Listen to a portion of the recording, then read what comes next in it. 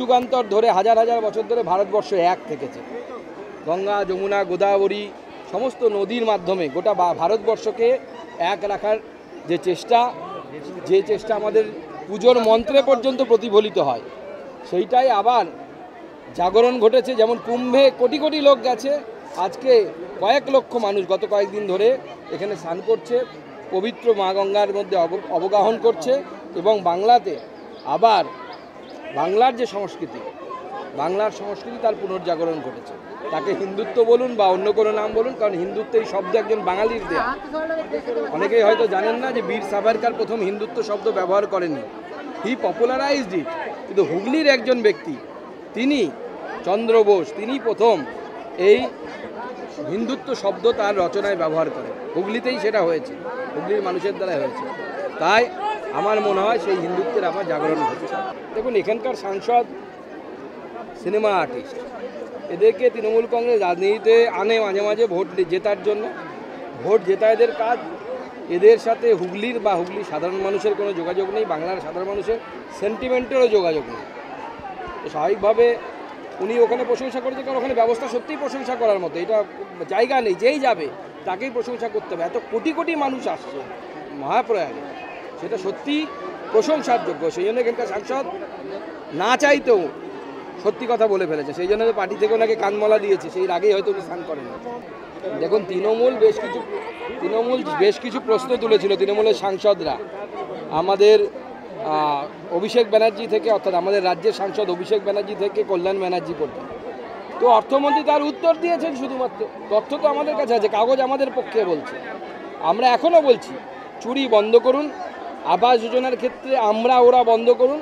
সুকান্ত মজুমদার এবং তার নেতৃত্বে 12 জন সাংসদ এবং 2 জন রাজ্যসভার সাংসদ, তারা সকলে মিলে গিয়ে প্রধানমন্ত্রীর কাছে আমরা দরবার করব, বাংলার আবাস যোজনার টাকা আপনি দিয়ে দিন, যে কটা বাকি আছে আপনি দিয়ে দিন। এবং বাংলাতে মুখ্যমন্ত্রী কথা দিয়েছেন উনি ওরা করবেন না। অর্থাৎ যারা তৃণমূল করে তারা বড়লোক হলেও বাড়ি পাবে, বইয়ের নামে জায়গা লিখে দিয়ে, ছেলের নামে জায়গা লিখে দিয়ে, বুদ্ধি করে, চালাকি করে। মনে রাখবেন, চালাকি দ্বারা কোনো মহৎ কার্য হয় না। মুখ্যমন্ত্রীও বুঝতে পেরেছেন সেটা, সেই জন্য তাকে এতদিন আগে ভোটের তাকে বলতে হচ্ছে যে আমরা 2/3 নিয়ে ক্ষমতায় আসবো।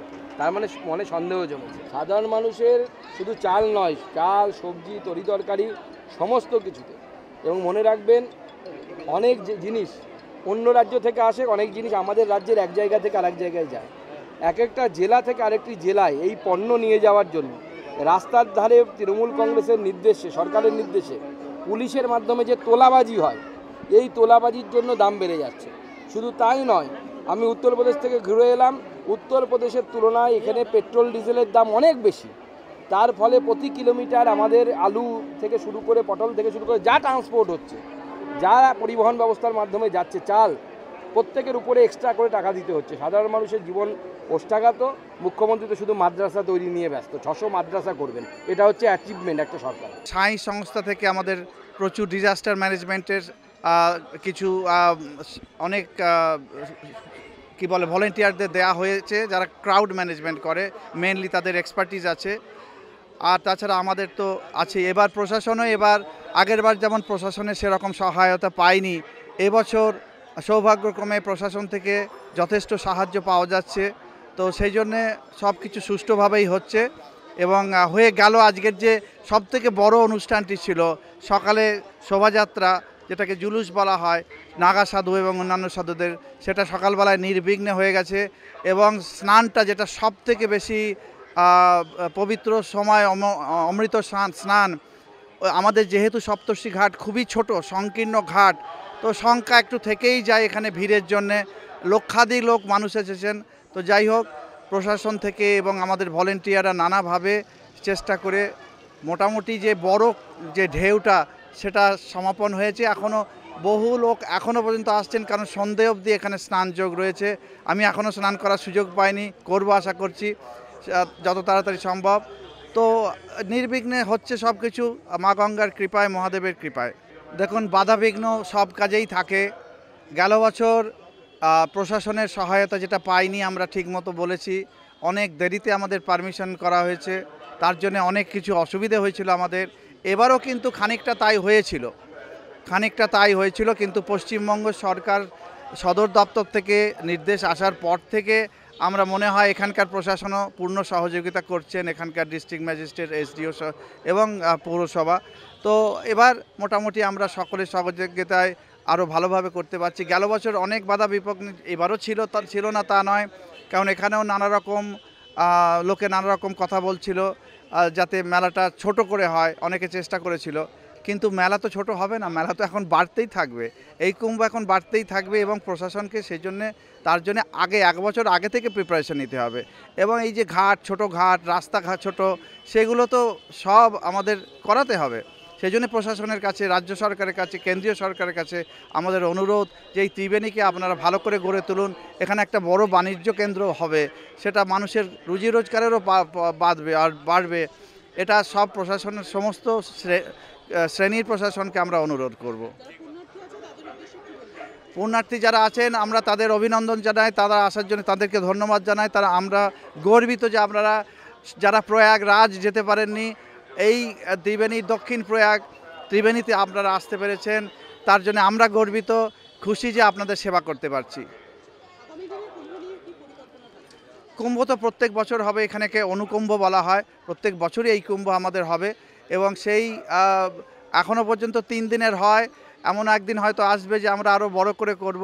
কিন্তু তার থেকে বড় বিষয় যে ত্রিবেণীকে একটা ডেভেলপড সিটি, হেরিটেজ সিটি গড়ার আমাদের স্বপ্ন আছে, দেখা যাক কত দূর হয়।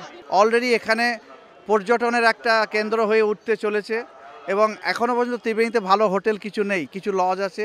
তো আমি আশা করছি যে আগামী কুম্ভের আগে হয়তো মিউজিয়ামের একটা এক্সিবিশন হয়েছিল, তো এখানে আমরা একটা মিউজিয়াম করতে চাই, রিসার্চ, শুধু মিউজিয়াম নয়, ত্রিবেণী, বাঁশবেড়িয়া, সপ্তগ্রাম এই অঞ্চলের প্রচুর ইতিহাস লুকিয়ে আছে হুগলি জেলার, সেই ইতিহাসকে পুনরুদ্ধারের জন্য একটা রিসার্চ সেন্টার এবং একটা মিউজিয়াম আমাদের করার পরিকল্পনা আছে। আমরা এখানে একটা এক্সিবিশন করেছিলাম কিছুদিন আগে, জাস্ট স্যাম্পল হিসেবে, ভারতীয় জাদুঘর ইন্ডিয়ান মিউজিয়ামের সহায়তায়।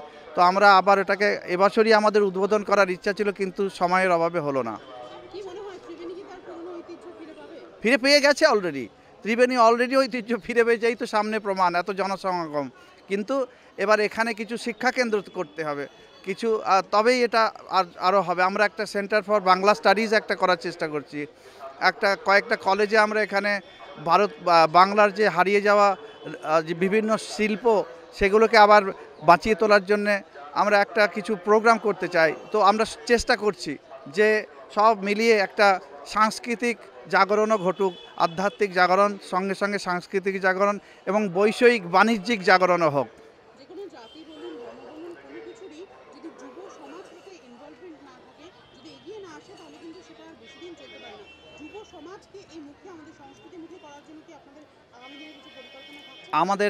আমাদের যারা স্বেচ্ছাসেবক ত্রিবেণী কুম্ভ পরিচালনা সমিতির সবাই যুবক যুবতী, এমনকি 10 বছরের মেয়েরাও এখানে অংশগ্রহণ করেছে। তো এটা একটা প্রমাণ, আমাদের 300-র বেশি এরকম যুবক যুবতী আমাদের সঙ্গে কাজ করছে, তারা উজ্জীবিত, তারা উৎসাহিত। এর থেকে প্রমাণ যে হ্যাঁ, নতুন যুব সমাজ আমাদের সঙ্গে আমাদের এগিয়ে নিয়ে যাবে আমাদের সভ্যতাকে আরও অনেক উঁচুতে।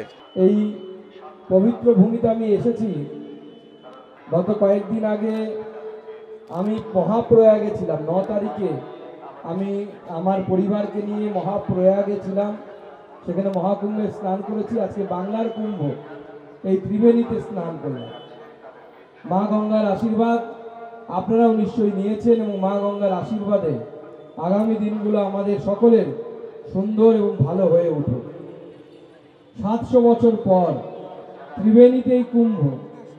আমিও ভাবতাম এক সময় যে ত্রিবেণীর উপর দিয়ে যখন যেতাম, যে ত্রিবেণী কেন লেখা বা জায়গাটার নাম ত্রিবেণী কেন, কিন্তু 700 বছর ধরে এখানে এই কুম্ভ তা বন্ধ ছিল।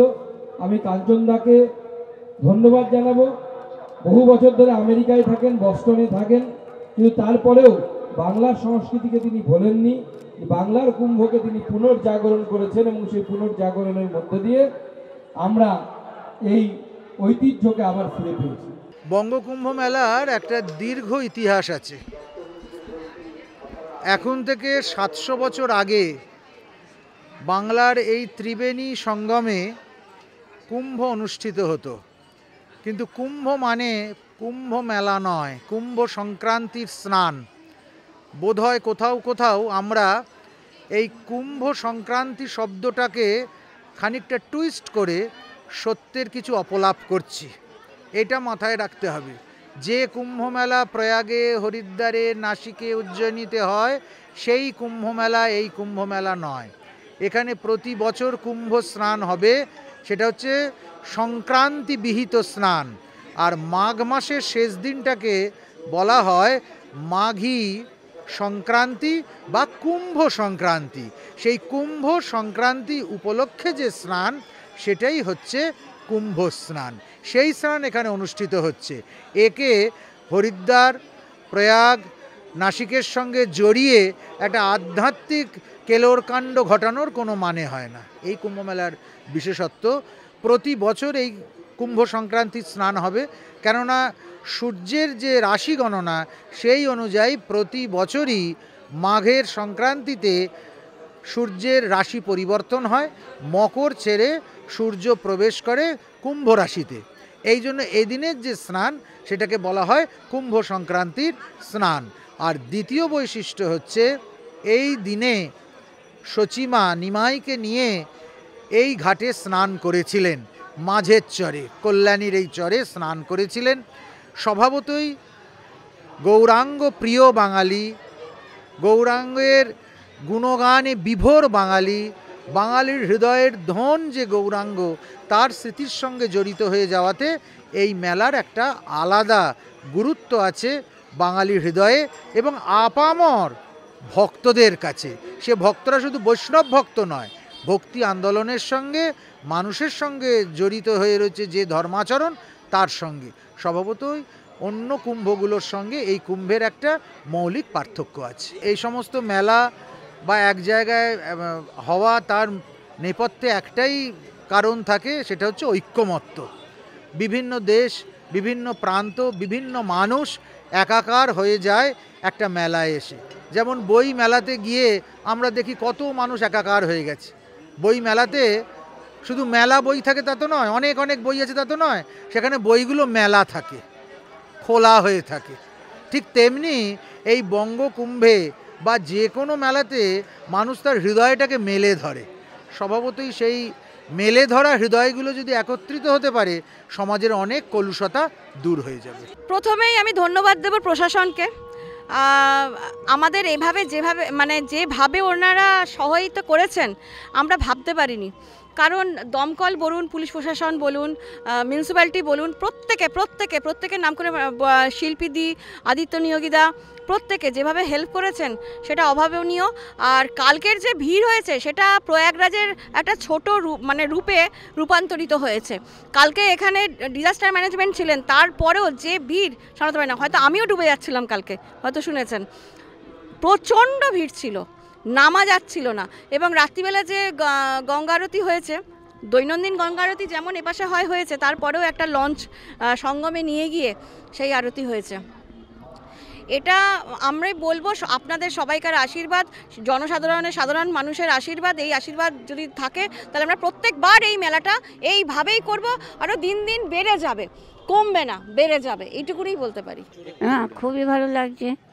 তোমরা আছো সঙ্গে, সময় দিচ্ছ, সহযোগিতা করছো, খুব ভালো লাগছে। আশীর্বাদ, ওরা বড় হোক, ভালো হোক, আরও করুক, এগিয়ে যাক আরও।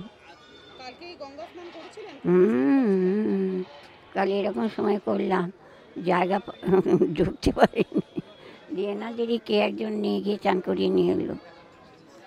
খুব ভালো লাগছে এখানে। বছর বছর এমনি হোক, তোমরা করো, ভালো থাকো, সব সুস্থ থাকো, খুব আনন্দ পাবে।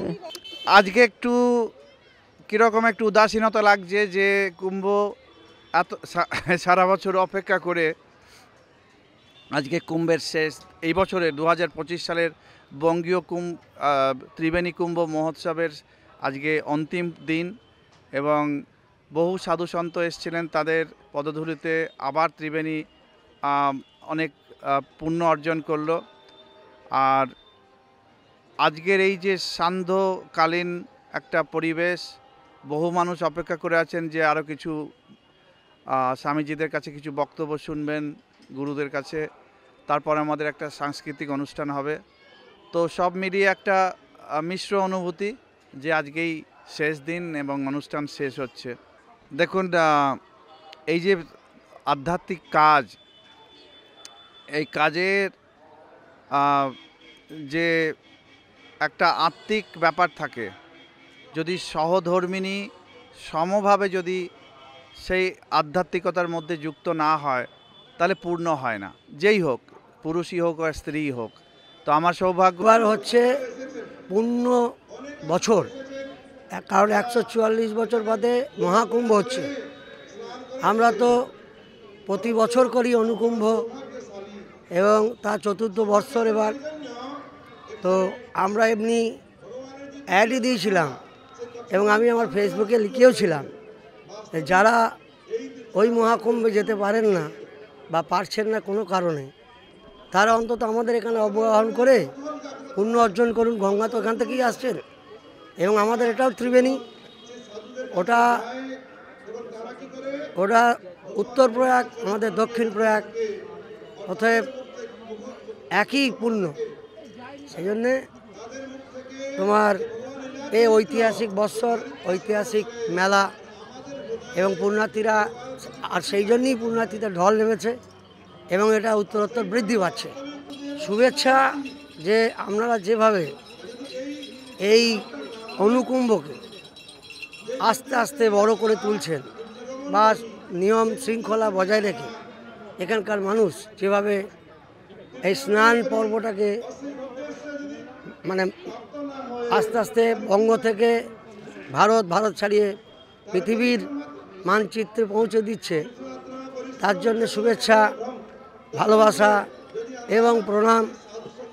এবং সাধু সন্তদের এই জন্যই প্রণাম জানাবো যে ওনারা অনুকুম্ভ করে, এই মহাকুম্ভ ছেড়ে এখানে এসেছেন, তারপরে ওখানে গেছেন বা ওখানটা করে এসেও পূর্ণকুম্ভ করে এসেও আমাদের অনুকুম্ভে তারা সময় দিয়েছেন। ত্রিবেণী মেলার, কুম্ভ মেলার আজকে তৃতীয় দিন, অর্থাৎ শেষ দিন।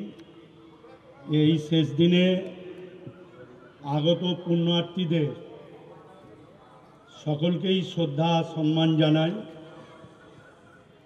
এবং ত্রিবেণী কুম্ভ মেলার পরিচালন কমিটির আমাদের সভাপতি কাঞ্চন ব্যানার্জি মহাশয় রয়েছেন, কর্মকর্তা আমাদের সাধন মুখার্জি মহাশয় রয়েছেন, মঞ্চ উপবিষ্ট ভারতবর্ষের বিভিন্ন প্রান্ত থেকে আগত মহারাজবৃন্দ, স্বামীজিরা সকলেই রয়েছেন। ত্রিবেণী কুম্ভ পরিচালনা সমিতি পরিচালিত কুম্ভ স্নান মেলা হুগলি জেলা বাঁশবেড়িয়া ত্রিবেণী সঙ্গমে সাফল্য কামনা করছি এবং আগত সকল তীর্থযাত্রী ভক্তদের আমার আন্তরিক শ্রদ্ধা শুভেচ্ছা জানাই। এই পবিত্র মহাসঙ্গম সকলের জীবন শান্তি, সম্প্রীতি এবং ঐক্যের বাতাবরণে আরও সমৃদ্ধশালী করবে এই আশা রাখি। দেখুন, আমাদের রাজ্য সরকারের পক্ষ থেকে আমরা সর্বান্তকরণে পুণ্যার্থীরা এই ত্রিবেণীর মহাসঙ্গমে, পবিত্র সঙ্গমে এসে পূর্ণ স্নানের মধ্য দিয়ে তারা পবিত্র অর্জন করুক নির্বিঘ্নে, এটাই চাওয়া হয়েছিল। তাই গত কয়েকদিন ধরে আমাদের DM, SP, chairman, vice chairman, কাউন্সিলররা আমরা সকলেই রিলেটেড দপ্তরের আধিকারিকদের নিয়ে এই মেলাকে সর্বাঙ্গ সুন্দর করার চেষ্টা করেছি এবং এখনও পর্যন্ত কোনো খারাপ খবর নেই। মেলা অত্যন্ত শান্তিপূর্ণভাবেই হয়েছে। আমি আশা রাখবো আগামী বছর আমাদের রাজ্য সরকারের তত্ত্বাবধানের মধ্য দিয়ে, পরিকাঠামোগত উন্নয়নের মধ্য দিয়ে এই মেলা আরও সর্বাঙ্গ সুন্দর হয়ে উঠবে। আর মানুষের পুণ্যস্থান মানেই হচ্ছে আমাদের স্থান। অবশ্যই যেরকম সাগর মেলার ঐতিহ্য রয়েছে, বাংলার এই পবিত্র ত্রিবেণীর পূর্ণ মেলার ঐতিহ্য রয়েছে এবং এই ঐতিহ্যকে যাতে সারা বিশ্বব্যাপী ছড়িয়ে দেওয়া যায়, এটাই হবে আমাদের মূল লক্ষ্য। তবে এটা জেনে রাখবেন যে বাংলার কুম্ভ, বাংলার নিজস্ব ঐতিহ্য রয়েছে। সকলকেই শুভেচ্ছা জানাই, শ্রদ্ধা জানাই এবং পুণ্যার্থীদের যে কামনা নিয়ে তারা স্নান করলেন তাদের যেন সকলেই মনোবাঞ্ছা পূর্ণ হোক, এটাই ঈশ্বরের কাছে প্রার্থনা করি।